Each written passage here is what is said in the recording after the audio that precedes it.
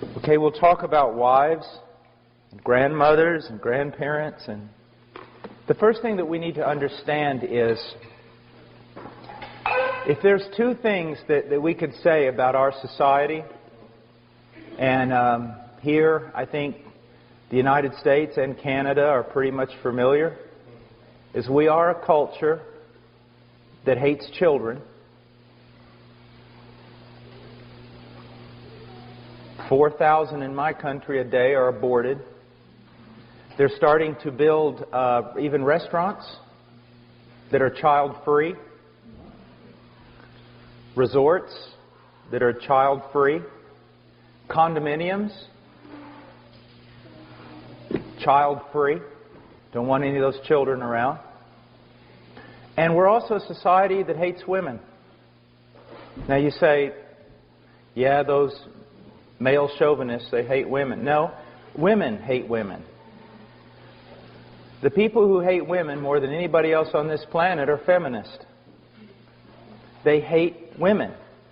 They want women to be men. They don't want them to be women.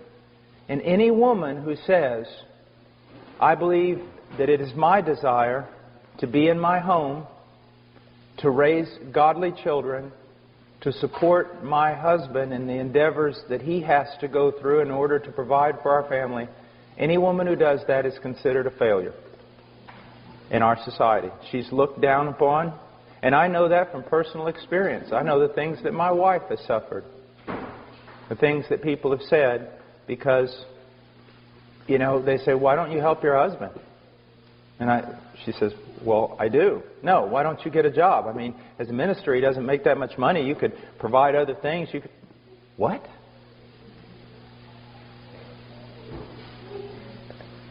Now, we're going to look at a few things that are very, very important. First of all, if we go to Genesis,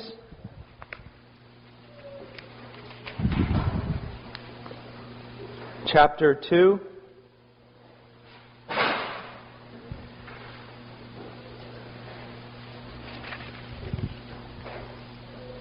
Says, let's go to chapter 1, verse 27. God created man in His own image. In the image of God, He created him, male and female.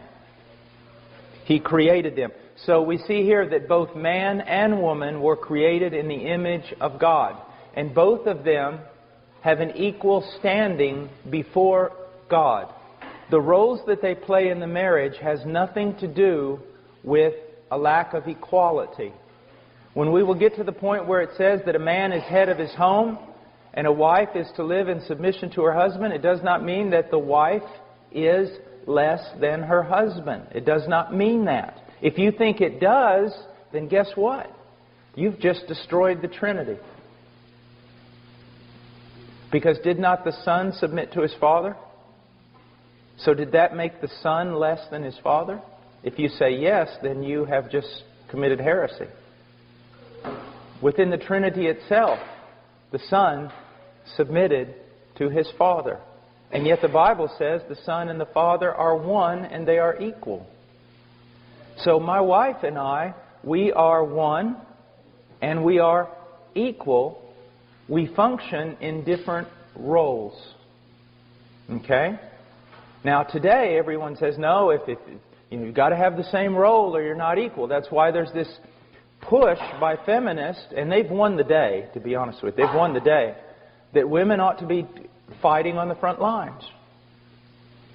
That women ought to be doing what men do in everything. And if you deny women that, then you're not treating them as equal. No, what you're doing is you're denying that men and women are different and that they were made different by a Creator God. We are different, and we were created for different roles. But we are equal. We're all made in the image of God. God blessed them in verse 28 and said to them, be fruitful and multiply and fill the earth and subdue it. That subdue the earth was also given to the woman. But there is a different role in subduing the earth. Now, I want to just for a moment, I want you to think, before we get to the idea of a woman submitting to her husband, I want you to just think about something. And this, men, this is also for you. let's say that there is a woman who looks at the biblical command of a woman submitting to her husband, and then she looks over at her husband. He's a guy who works all the time, but he works all the time not necessarily to provide for his family. He works all the time, and then he's with his buddies, and then he's getting all kinds of things for his hobbies, and he's all about what he likes to do. And in doing all the things he likes to do with all his buddies, he's basically neglecting his wife and his children. And a woman looks over at that and says to herself, I got to submit to that? To a selfish boy who basically lives for himself? That can really make a woman bitter. Now, but if a woman looks over and sees a man, and imprinted upon his face is, hallowed be thy name, thy kingdom come, thy will be done. She can look at him and she can still become embittered. Why? Because he can say that and basically say the same thing. I got to neglect you and our children because I'm all about the kingdom of heaven. How many pastors' wives have become embittered because the husband has sacrificed his family for Jesus' sake? Okay? And that's amazing because Romans 12:2 says that the will of God is perfect. And what it means is this: you don't have to disobey some of God's commands in order to obey the other ones. So you don't have to disobey what God commanded you to do with your wife and children in order to obey Him and what He commanded you to do in the ministry. But if a woman looks over and sees a man, and the man is, thy kingdom come, thy will be done, hallowed be thy name, and he begins to live that out within his closest relationships, that he strives that the kingdom come in his wife in fullness of joy, and he strives that the kingdom come into his children, and the woman sees that he sacrifices friends, hobbies, everything else for the sake of blessing his family, then a woman looks at a man like that and goes, with a twinkle in her eye, and says, yeah, I can follow a guy like that, who is selflessly giving himself away to his family. Sure. Do you see, men, again, the responsibility of leadership? You're saying, well, you're talking about us again. We wanted you to yell at our wives for a while.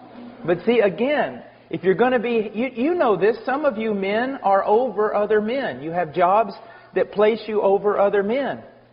If those men that are under you mess up, the boss doesn't go talk to them, does he? He talks to you. Your men messed up. They're under your authority. You see? It's the same way. And so, you know, this is something that is extremely important. Now we get to verse 23 of chapter 2, and he says, and man said, this is now bone of my bones and flesh of my flesh. She shall be called woman because she was taken out of man. Now, even though I believe that there is a way in which we can say our children are of our flesh, if we want to be purist in the biblical language, we have to recognize man and woman, husband and wife, are one flesh in a deeper way than you could ever think about children. I am not of one flesh, as it says here, with my children. I am one flesh with my wife. Now, someone can think that they've been a wonderful mother even though they've been a failure as a wife, and that's not true. If you've been a failure as a wife, you've been a failure as a mother. Now, I have a friend in Peru who's very bold, and on Mother's Day, that's what he preached. He said he was bold, I said he was crazy. But the greatest thing that my wife can do for her children is to love her husband and respect him. Why should children respect their father when they see that the mother doesn't even respect their father?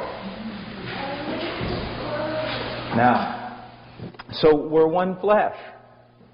It's the highest and most important relationship. And I am not a good father if I jump over the mother and dedicate myself to the children, which is very easy to do.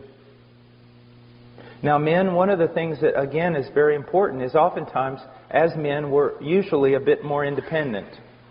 And so, And some of us very independent. So we think, I'm handling my spiritual life. I'm an adult. My wife ought to handle her spiritual life too. Well, even though your wife may be very godly, she was not created for that. She is a woman who can grow before the Lord in her own right without us. That is true. But she was also made to grow with us and under our guidance and under our example. And when we neglect that, we are neglecting something that's very, very important. The fact that men and women were made by God to be different. Now, why did He make us this way? Because marriage is not ultimately about marriage. Marriage is ultimately about us representing the relationship between Christ and the church. Can the church grow independently of Christ? No. Women were created to grow with their husband, with the help of their husband, under the tutelage of their husband. That does not mean he lords it over her or he knows more than her, but she was just made for that reason. You leave her alone or think that she's strong and can make it on her own, which is oftentimes my sin, and you're going to mess up the whole thing of what God is wanting to do. Okay? Now, we go on and let's go ahead now and go to Ephesians 5.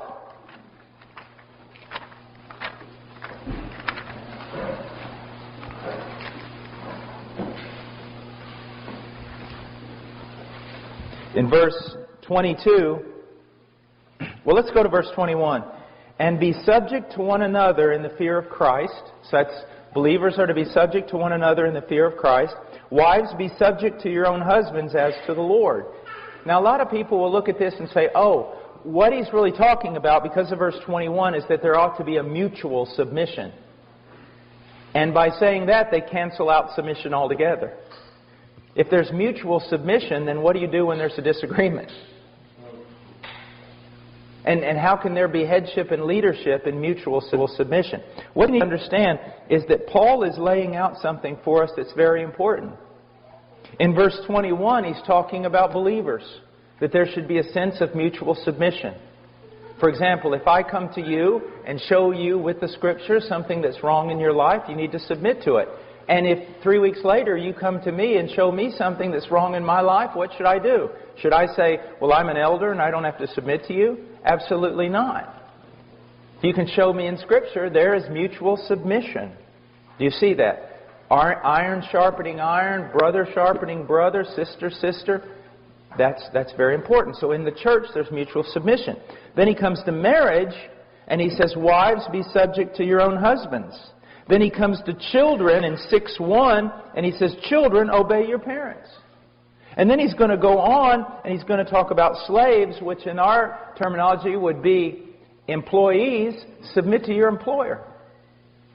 And so he's telling us something of the way we should function in society. That in the body we should submit to one another. When we go to Peter, though, we also learn that we ought to submit to our elders when they're functioning according to the Scriptures and can show us with the Scriptures. We learn from Romans 13 that we ought to submit to the government. We ought to pay taxes and things like that. Well, here we're learning that in the context of the family, wives, be subject to your own husbands as to the Lord. You do it for the sake of the Lord. Now, let me just show you a practical way in which this works. Let's say that a big decision has to be made in our family. And I look at that big decision. I don't just make the decision. Say, well, I'm the boss. No.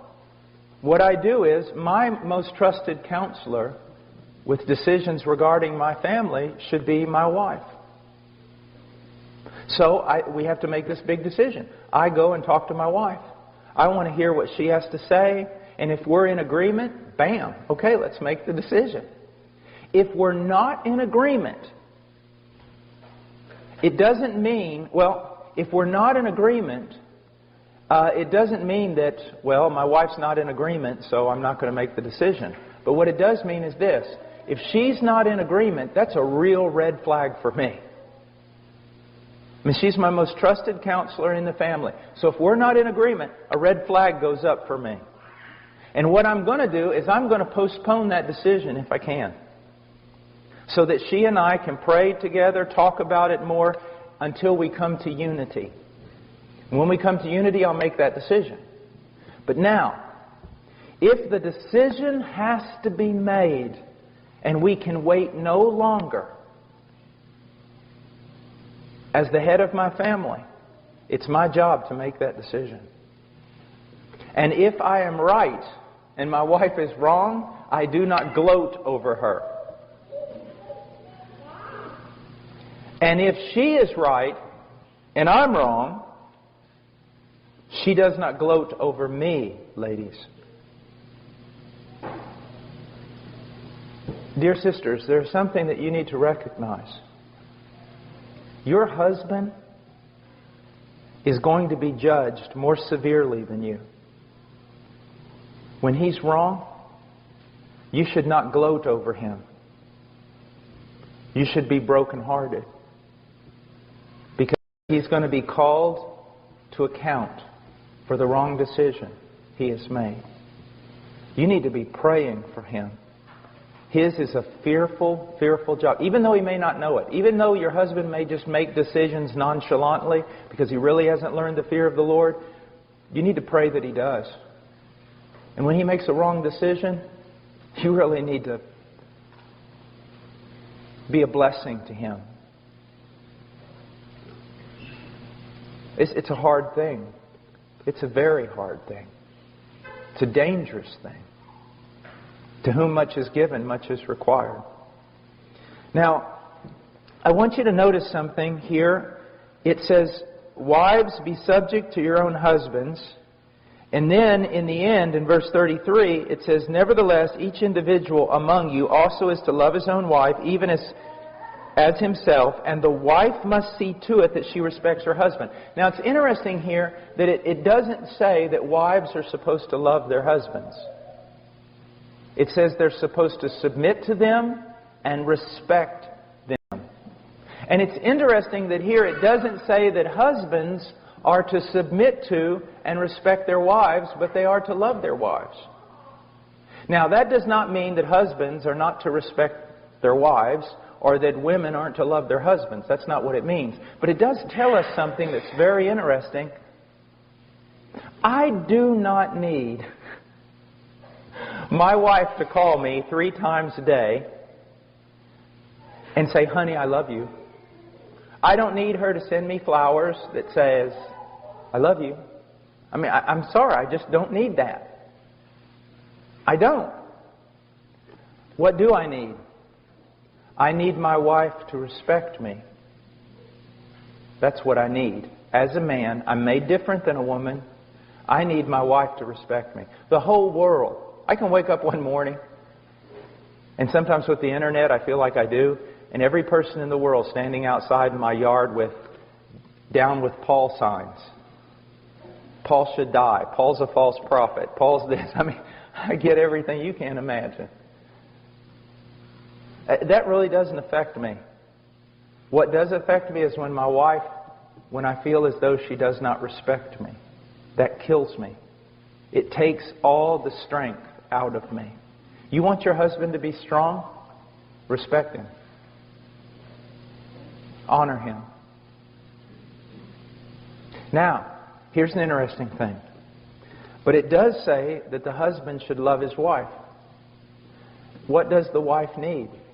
Constant reminders of that she's loved.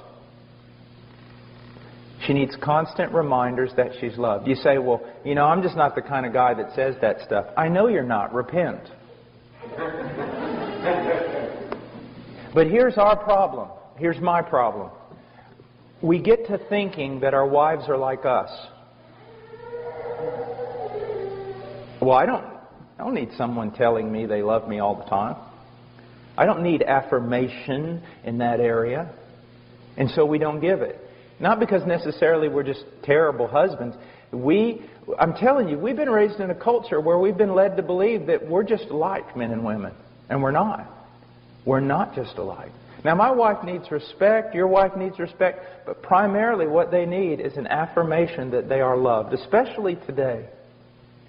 I mean, a woman's not even worthy of love in today's culture unless she's 5'10" and weighs 7 kilos or something. You know what I mean? You know that, right? We say she's not even worthy of this kind of stuff. That's only for very special women. And that's the kind of, your women, your wives constantly are looking at women in magazines who aren't even real. And they're going, I don't look like this. You know Cindy Crawford, the famous supermodel? She said something one time that was really wise and true. They were interviewing her, and she said, what you need to understand is Cindy Crawford doesn't look like Cindy Crawford. And they said, what do you mean? She goes, do you really think my legs are that long? You know, they can do great things with a computer. And when I'm bent over like this with a beach ball, yeah, I've got a little roll of fat here too, but they can move that away. They can take that off. And so what happens is, just normal women are being compared, and they compare themselves to these pictures that aren't even real. Not even the supermodel looks like that. And they walk around going, how could my husband love me? And then, if they walk in the living room, and the husband is watching a television show where the women do look like that, don't think, man, that doesn't impact your wife negatively. That it doesn't make her think again, am I even loved? So we need different things. We need different things. Now, there's a whole... What's amazing about this passage is it only really tells the woman, just be submissive to your husband and respect him. And the whole chapter is about men and how they're supposed to die to themselves and love their wives as Christ loved the church. So, again, we see that the greater responsibility is where? It's upon the woman. Upon the man. It's upon the man. Now, I want us to look over, like I said, this is so full of truth. It's unbelievable. But we just don't have time to catch everything. I want us to go over for a second to 1 Timothy chapter 2, verse 9.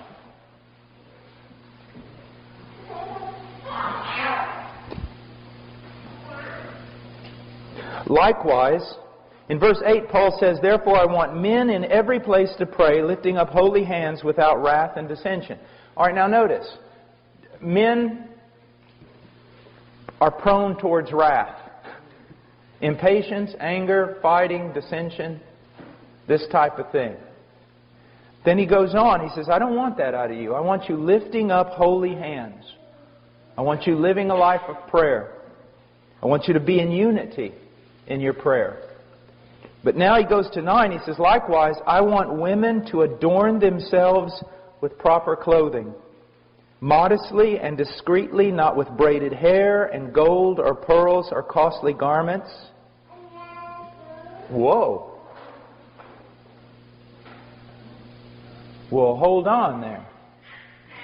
And this is something, I'm going to be very honest with you, that my wife and I have been, we've really been struggling with this.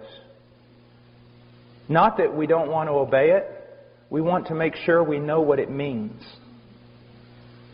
Because what does it mean? Because we've been given some terms here, and they're not, we almost look at this and say, why didn't you give us more? Give us a rule. Give us, something that we can just follow.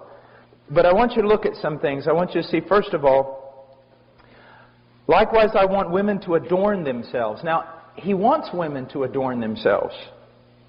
Okay? So adornment's not bad. But that adornment, we're going to see, is in verse 11. In verse 10, it's good works, godliness, a quiet and submissive spirit.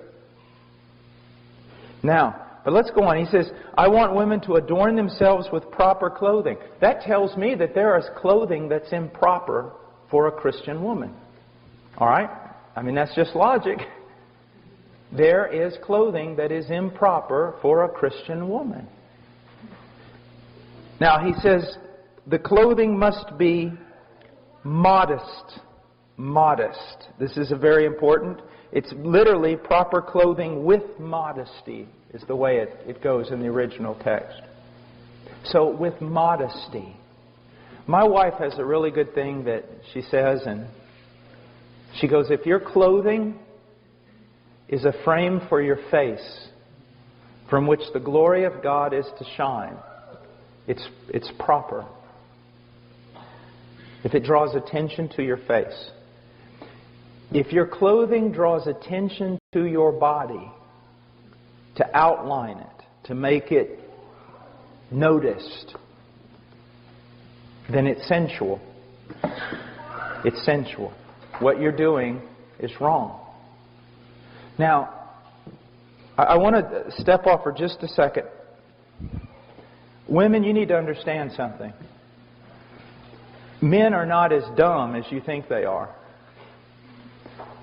My wife and I have a friend in Illinois, and she's a very pretty lady. Very pretty. And if she walked in that door right now, every man in this room, if he turned and saw her, this is what they would say. Well, that's a very pretty lady. That's a very eloquent lady, elegant lady. That's a beautiful lady. And that's what they would think. But ladies, there are also women that aren't half as attractive as that lady I just described to you, either in their face or in their body.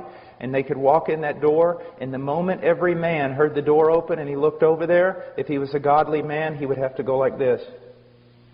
Because it's not beauty. It's sensuality. And even though you can't exactly write down the rules and put it all on paper, when you see it, you know it.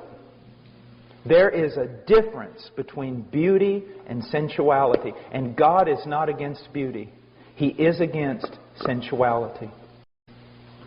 In Philippians, we are told to think on things that are excellent, that are noble, that are just, that are right, that are true. The way a woman carries herself and the way she dresses ought to promote the following types of words: modesty, discretion, wisdom, beauty, elegance, refinement, but not sensuality, luxury, extravagance. You know, extravagance, ladies, is when your husband wants you to take off your earrings so he can make them into lures to catch northern pike.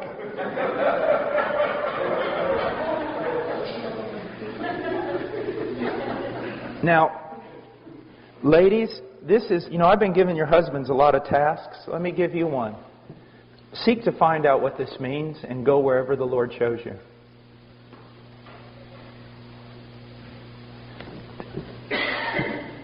There is nothing more attractive than a woman who has this look of wisdom and discretion and nobility and simplicity.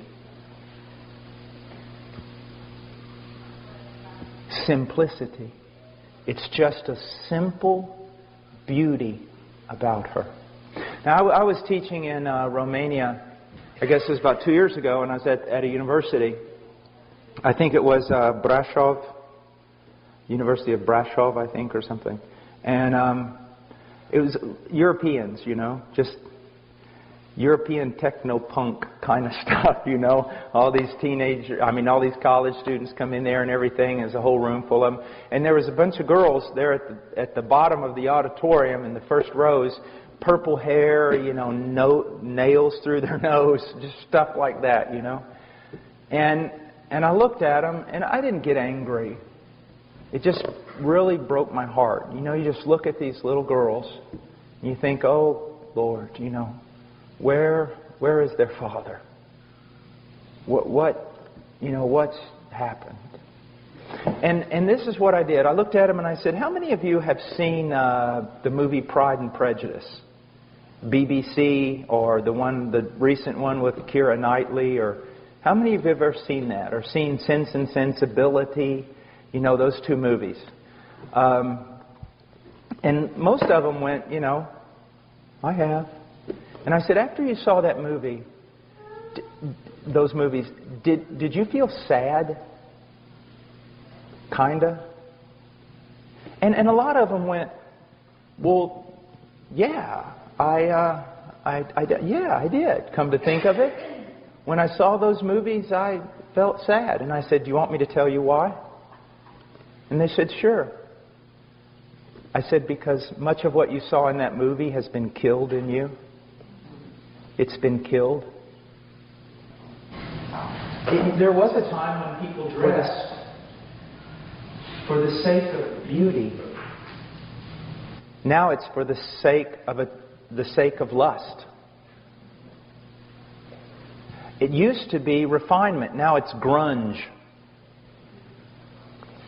And I said, isn't it amazing that even though this really didn't happen in the movie, this was kind of the thing the movie gave you. Like if a girl was standing there and she reached for a book, let's say a 19-year-old girl, and she reaches for a book, and the moment she reaches for the book, a boy also reaches for the same book, and his hand crosses her hand like this just by accident, and guess what happens? The moment that happens, she almost loses her breath, she flushes, and has to leave the room.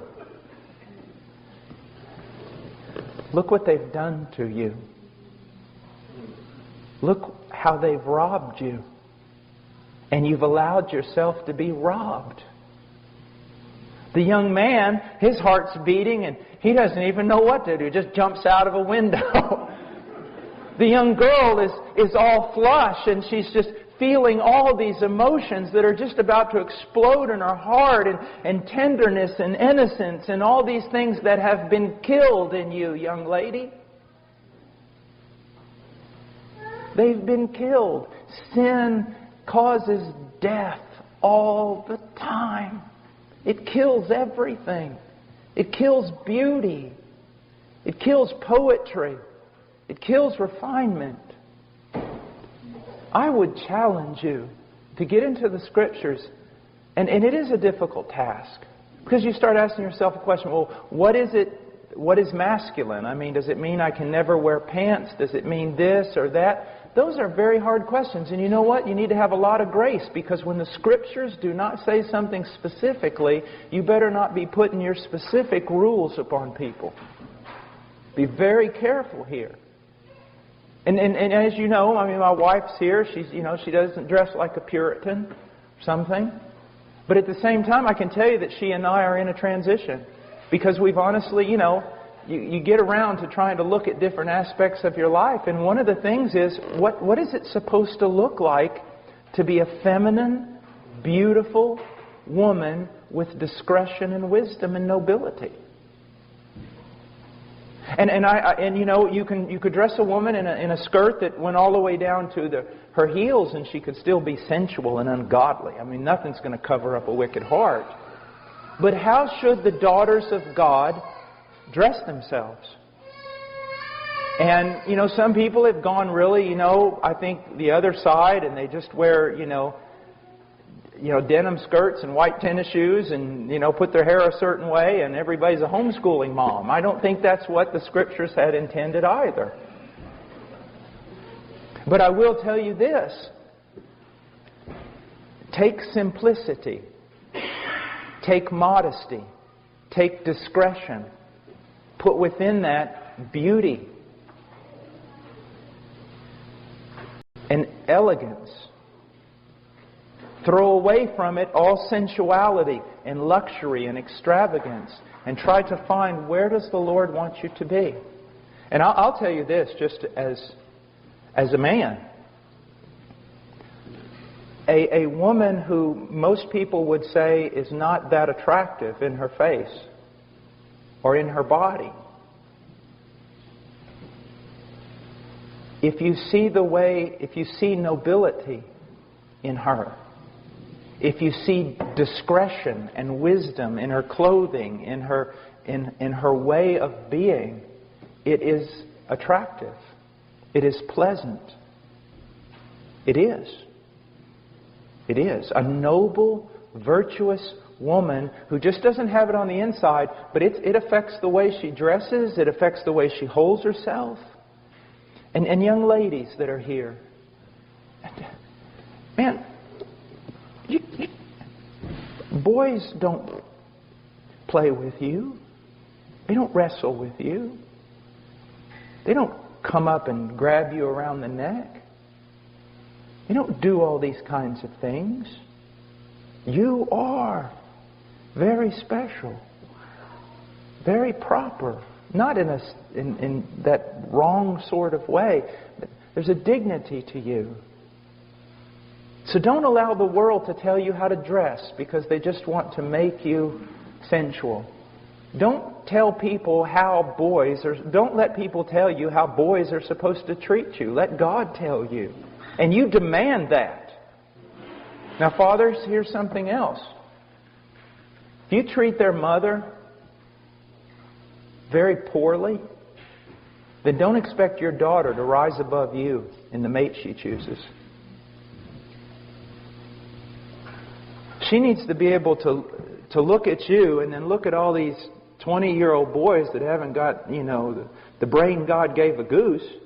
She needs to be able to look at them and go, "You do what?" When that boy says, "I love you." "You what? Love me?" You can't even spell the word love. Go look at my dad. Follow him around for 2 years. He'll show you what love is all about. Do you see? Guys, we do such a disservice to our daughters. We all do. When we neglect their mothers or treat their mothers common. So don't be angry one day when some guy comes along and treats your daughter as common. Now, look what it says here. It says, not with braided hair or gold or pearls or costly garments. Now, does this mean, as some has interpreted, a woman can never braid her hair? Well, if you go into the Greek world, you will see some braiding that went on that literally, it was frightening. The woman looked like Medusa. I am not kidding. They braided hair they would spend days braiding this hair up. And it was going all over the place. It looked like snakes coming out of her head. That's what Satan will always do to a culture. What he's talking about here is not that you can't braid your hair. He's talking about just the simplicity of it.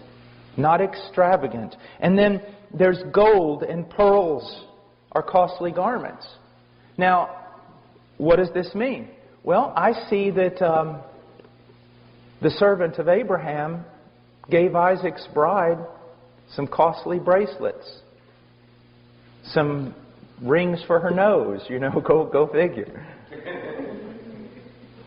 So that wasn't treated as an ungodly thing. I think it goes back again to extravagance. Extravagance. And costly garments? No. Women should not be preoccupied with spending a lot of money on clothing. But you know what? A wise woman, a noble woman, can take a little bit of something and make it look pretty amazing. Remember the Proverbs 31 woman? She didn't just dress her household. She herself dressed in purple. But it was a frugality. Like one time when Chado and I were on our honeymoon, I wanted to really I'm going to buy her something. So we go in this clothing store and there's this dress or skirt. I don't know the difference between a dress and a skirt. What was it? Was it a skirt or a dress? Skirt. Okay. I just don't know. I just can't figure that out. Or it's a skirt. And it was really pretty, and it just kind of went down long. It was really pretty. I said, "Why don't we get it?" She looked at the price tag. She said, "It's $85. We're not buying this." I said, "Good. I didn't know they cost that much." But guess what? A few weeks later, she found the same skirt, different color, exact same skirt, with the price tag still on it, in a Goodwill, I think it was, for $5. And I was like, praise the Lord. You know, I'm like, here, honey, here's $10. Don't spend it all in one place. But it's amazing what a wise woman can do with almost nothing. And it's also amazing what a woman with no wisdom cannot do with everything. It's just amazing. And so, you know, and it comes down, you know, people always ask me, is it a sin for women to wear makeup? And I say, brother, it's a sin if some women don't wear makeup. An old preacher said one time, it never hurts to put a little paint on an old barn.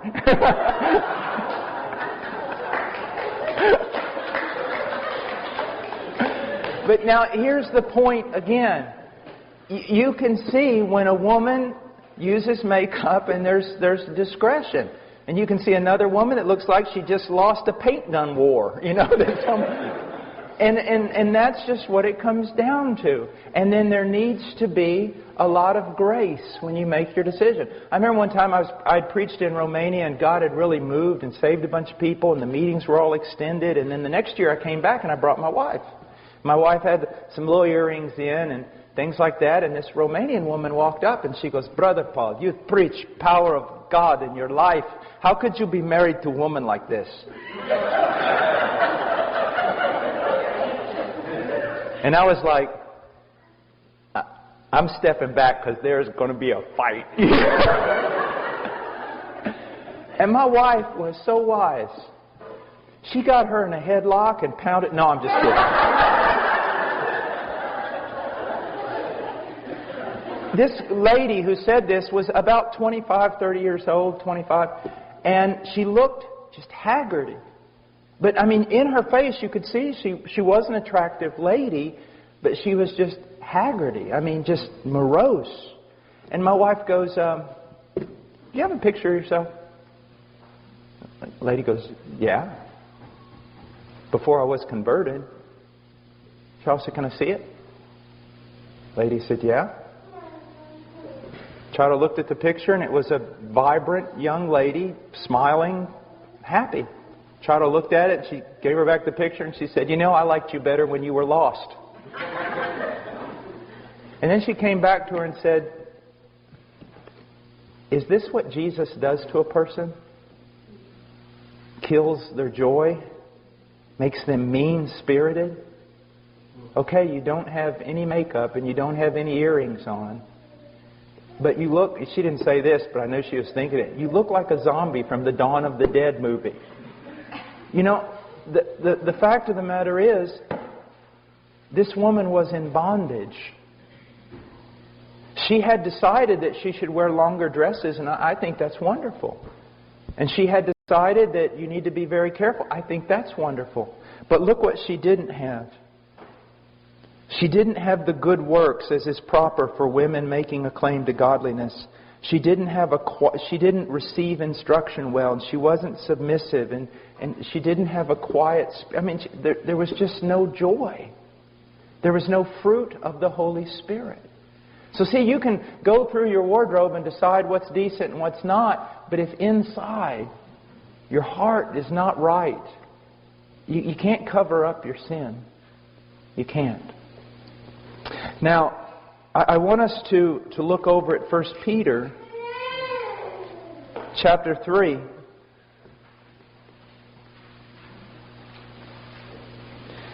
Verse 1, in the same way, you wives, be submissive to your own husbands, so that even if any of them are disobedient to the word, they may be won without a word by the behavior of their wives. I want to tell you something. This makes me laugh. You think God isn't all wise?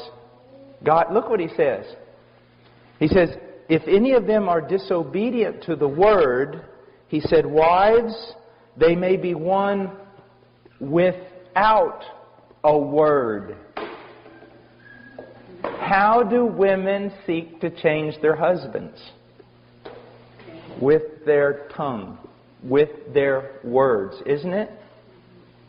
I've even seen women, husband, I'm telling you, you are going to be the leader of this home. Now get up and lead. And I'm going to tell you how. I mean, just fighting with their husbands constantly. You are not going to change your husband with your tongue. You're going to change him with your behavior. Let me give you an example. I come home from work, and it's been a bad day. And I'm thinking about only one thing. Me. All right? And I deserve it. I have suffered all day working in the mission. Things have gone bad. I've had to fight the devil, hell, and everything else. And I'm coming home, and things need to be right. And I come home, and they're not right. Now, usually my house is clean, and usually there is food ready and everything else. But I come home this particular day, and it looks like Godzilla came through my house. And I say, honey, what's the deal? I mean, I'm out there fighting the devil all day, and I'm supposed to come home to an orderly house. And she spins around and looks at me with a fire in her eyes that would make a grown man run back to his mom.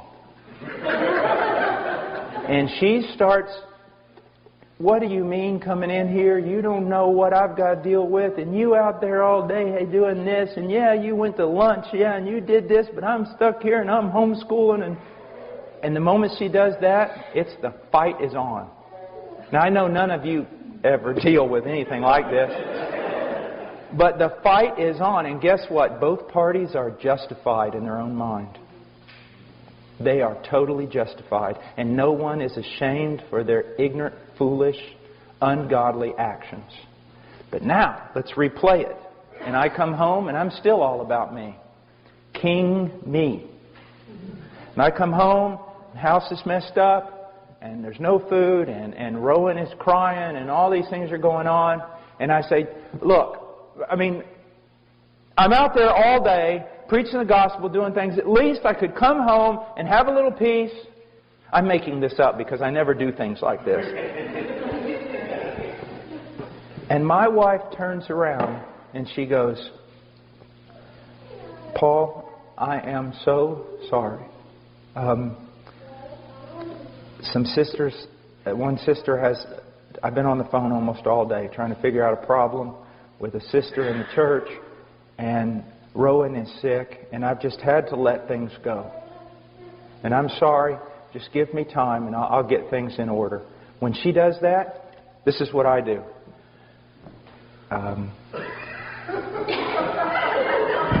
I go outside, go into my workshop, find oak is usually the preferable wood that you want. But hickory also is a good wood to use.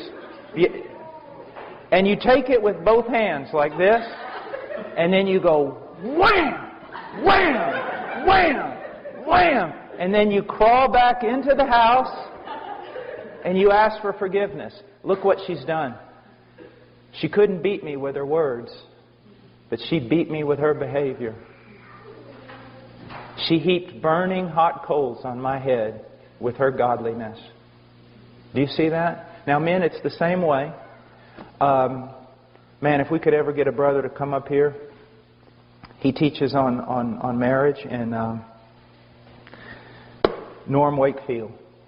And he was teaching me one day, and he said, Paul, when I'm preaching, and God's really moved or something's happened, and I drive home, he said, I'm preparing myself because I know when I open that door, I am hoping my wife will realize I've just come from a tremendous week of battle and that she'll meet me at the door and just be a blessing. He said, Paul, I know it's usually not going to happen. I know some things are going to be going on. Now you can say it's the devil, that the devil's got my whole house upset and my wife's going to open the door and she's going to be immediately telling me problems. She's going to ignore my needs and everything else. And he said, but it's not the devil so much as it is God. And what God is doing is He's allowing the devil to work to stir up my house so that when my wife opens that door and she does not receive me with pleasantness and she doesn't appreciate the battles I've been through, God is giving me at that point an opportunity to be like Jesus. To love like Jesus. You see that? So see, it goes both ways. Now let me give you an illustration. If you go to Europe, one of the things that you always got to see are castles. I mean, they're just unbelievable. There's something unusual about castles. The front door of a castle is like really big on the first floor. I mean, it's huge. I mean, 25 guys walking abreast can go through that door. It's a big door. What's amazing, you go up to the second floor and the stairway is about this big. And the door at the top is like this tall, like this big. You're like, man, if that wasn't an architectural oversight, why did they do that? Well, here's the way. Here's the reason. Let's say that there's a bunch of people in the castle, and they're in there locked up because there's an army, a gigantic army outside the castle. Well, that gigantic army, it storms that door, the first door, and 25 men leaning against that door, and they push it in, and here comes the whole army, floods into that first floor. Now, let's say there's only 10 people in that castle. But the army's 300 men. And they've just busted through the door. All the people in the castle, the 10 people, they run up that narrow stairway. Now here's what you need to understand. That stairwell is so narrow that it just takes one man with a lance at the top of that thing to hold off an army of 300 men. Because all 300 of them can't get up there. Only one at a time. I just described your marriage. Women, your husband is sitting in his castle, and he's just having a good old time. He's sitting in his lazy boy chair. He's watching football or a hunting program. And you have had enough. All right? So you storm the castle door. And what does he do? He does what every man ought to do. He runs. He runs straight up those stairs.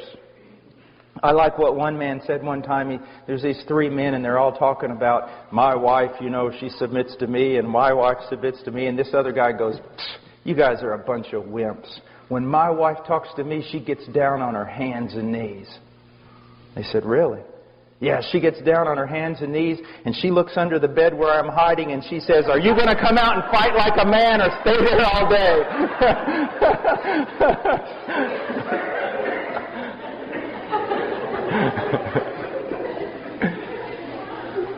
But here's the thing, wife.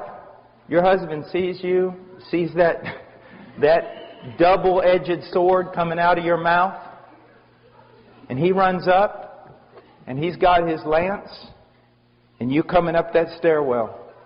And you're coming up that stairwell fighting with him. That tongue of yours is moving like a weed eater. And the whole time you're giving him the rights. You're just telling him the way it ought to be. The whole time you're doing that, you're also praying. God, why don't you help me with this man? God, why don't you help me with this man? God, why don't you do what you need to do? Why don't you change this man? God, I can't understand. And every time you say, God, why don't you help me with this man? God's going, get out of the way. And you're like, oh, I'm not getting out of the way. And you just keep fighting. God, why don't you get up here and help? God goes, there's room for only one. Get out of the way. And you won't get out of the way. Because you'd rather just wag that big dangerous tongue of yours than you would get out of the way. I thought about writing a book. I'm still thinking about writing a book to wives on how to act in such a way so that God will kill your husband. I'm just afraid it'll be a bestseller and we'll have a lot of men dying. But you remember what God says in Romans 12, give place to the wrath of God. Get out of the way. It says, don't deal with your enemies. Don't fight fire with fire. If someone does evil to you, don't do evil back. Just get out of the way. And what God is telling a woman is this. Continue in your godliness. Continue in your quiet spirit. Seek to honor Him as much as you can. And call out to me.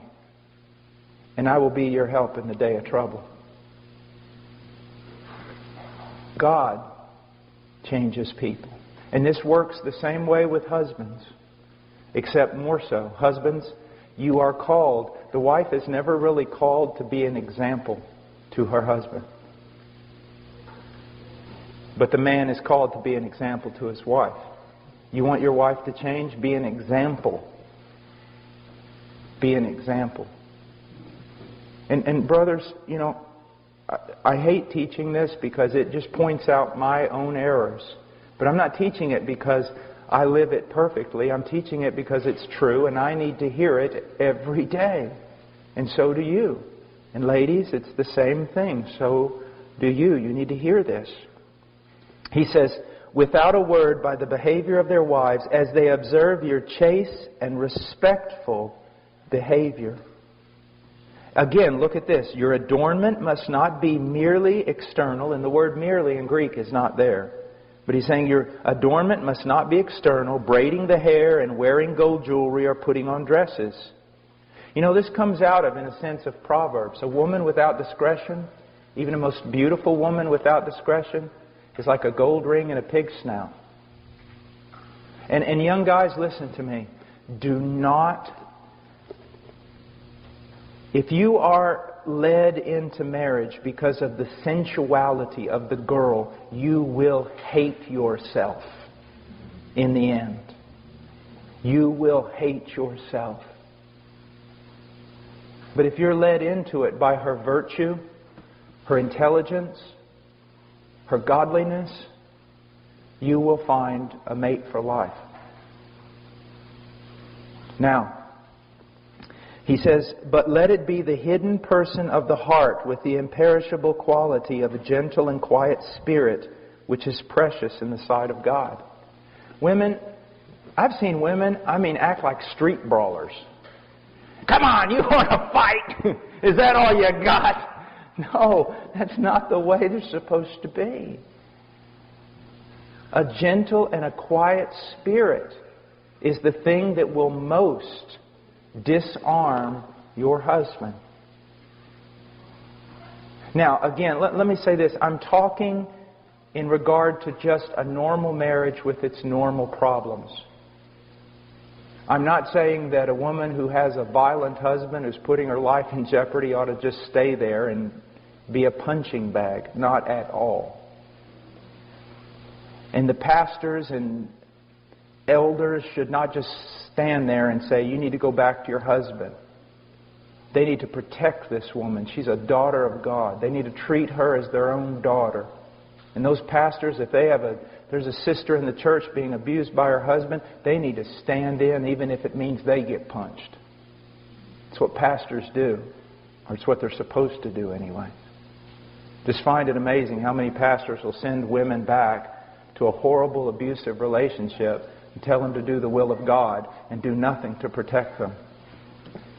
Jesus never called us to that kind of absurdity. But in a normal relationship with our normal problems, just getting mad over nothing like most of us do. Now, there's so much to say here. Let me say... It hurts me because this is like 7 days we could be talking just about this women thing. And let's go to the Song of Solomon. I want to talk to the young ladies, but this applies to everyone. Men, it would do you well to read the Song of Solomon. It would do me well because of all the beautiful things that is said here that to us seem just too goofy. But it's just because as men we're just so hardened. Look at the things that are found in the Song of Solomon. Verse 1 of chapter 4. How beautiful you are, my darling. How beautiful you are. Verse 7. You are altogether beautiful, my darling, and there is no blemish in you.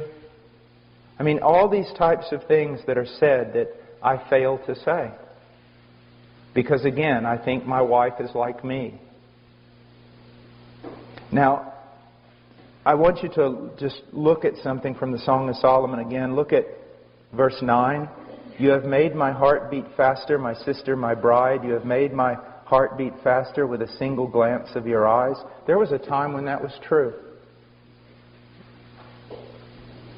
There was a time, guys, when you acted like peacocks strutting around just to get your wife to look at you. You saw that she looked at you and you almost fell over backwards. It's just like with the Lord, isn't it? When we first met the Lord, and if He showed us anything in His Word, we were so excited we just didn't even know what to do. And now He shows us things we don't even want to hear. There's something terrible about being in a relationship when it turns common. Now, another thing I want you to look at here in verse 9. He says, you have made my heart beat faster with a single glance of your eyes, with a single strand of your necklace. Now, you say, Brother Paul, what does that mean? Well, first of all, let's look at it as with Christ and the believer. He says, you're altogether beautiful, my darling. Why? Because He shed His blood for her and cleansed her. Notice that He did not die for a perfect bride. He died for a soiled one, and He made her perfect. Husbands, that's a good thing, isn't it? It's a very good thing. Also, husbands, you think your wife doesn't love you like she should? Guess what? It's your fault. You say, why is it my fault? Listen to what the Bible says. We love Him because He loved us. It's not that we loved Him, but that He loved us. And because He loved us, we now love Him. That's the relationship between a man and his wife. A husband and a bride. The church loves Jesus, the church loves Jesus because Jesus loved her first. And the church was won by that love. Isn't that amazing?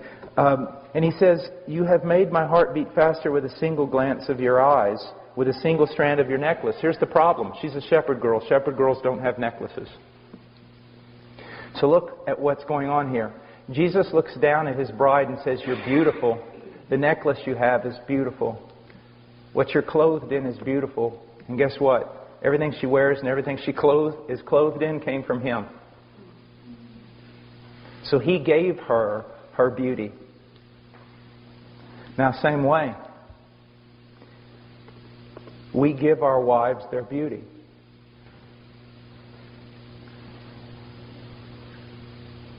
That's why He talks about washing your wife in the Word in Ephesians 5, and that Jesus is washing His bride in the Word in order to present her before Him as spotless.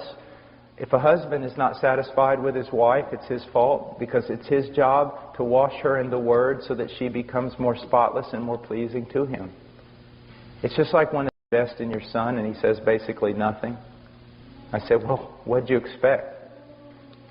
When we invest little in our wives, we shouldn't demand much from them.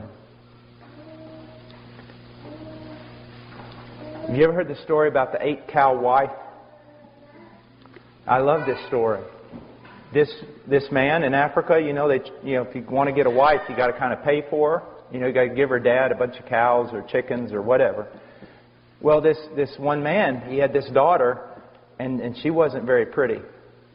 And he's like, I'm not even going to get a chicken for this daughter of mine. And she's not pretty at all. And one day, this guy shows up, and he goes, I want to marry your wife. Marry your daughter. I want to marry your daughter. And he goes, what? He says, I want to marry your daughter. Dad goes, you're kidding, right? No, I want to marry your daughter. And he's like thinking, I wonder how much I'm going to have to pay this guy so he'll marry my daughter. And he goes, well, what will you give for my daughter? And the highest price you could give was 8 cows. That was the highest price. And so this young guy goes, 8 cows.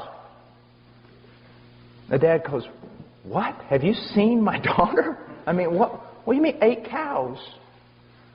He said, no, I want to pay 8 cows for your daughter.